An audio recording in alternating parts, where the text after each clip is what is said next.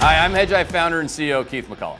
I'm excited to announce the Hedgeye on the Prize tournament. I challenge you to compete in this simulated investing tournament to win some serious money. We'll be awarding weekly and monthly cash prizes along with the big grand prizes. Along the way, we'll teach you how to take your investing to a whole new level. I hope you'll join us. I'll be coaching you every step of the way.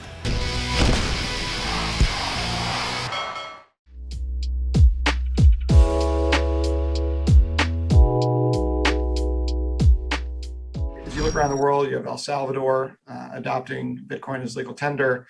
There's sort of talk of some other countries, mainly South American and Central American countries that are still very small, but the movement is spreading, so to speak. And so the question is really, how does Washington, and I get it's sort of an accumulation of different people, not this sort of singular entity, but how does Washington think about simultaneously, I guess, the risk to its sort of reserve currency status in this respect? Maybe it doesn't think about it at all because it's just not that kind of thing they think about.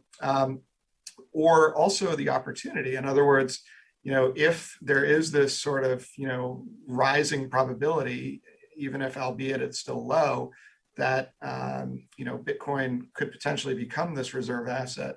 Why couldn't, for instance, the Fed, which is buying 120 billion a month right now of Treasury and agency MBS securities, start buying 5 or 10 or 20 billion a month of this potential future reserve asset, doing it sort of quietly, and then 12, 24 months from now, telling the world that they've done this and that now they hold a quarter or a third of Bitcoin, and then all of a sudden it legitimizes Bitcoin as a reserve asset. And oh, by the way, we're the biggest holder.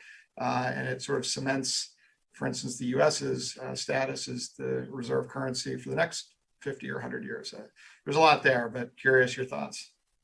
Josh, I would like to nominate you to be President Biden's crypto czar. I love this idea. I think you should raise it with the president directly. I think this is the right way to think about this. And I think the perspective our policymakers and the Fed should be taking is that, I think Bitcoin is it has solidified its use case as a store of value.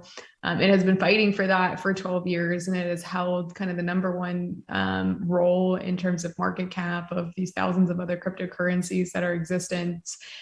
Even Federal Reserve Chair Jerome Powell has said multiple times in congressional testimony that Bitcoin is comparable to digital gold and it is starting to replace gold. So I think this is the kind of the right perspective to take. This is going to be a tremendously important asset in the future. In just 12 years, it's accomplished a lot. And the next 5 to 10 years, I think those trends are only going to continue. So I think it's smart for us to be more forward thinking and really understand how technology is changing and make sure that we're harnessing that technology to our benefit, not demise. So the final question is 2 parts. What should the industry and crypto advocates be expecting in general, taking into consideration all of this latest news, everything we talked about today? Tough but fair regulation? That is the first question. And then I'll wait for the second part. So I think that Bitcoin is extremely resilient, and just kind of reiterate what I just said. I do believe Bitcoin is going to replace gold, both in a commercial and investment portfolio perspective, but also from a geopolitical perspective. And I don't think there's any stopping that.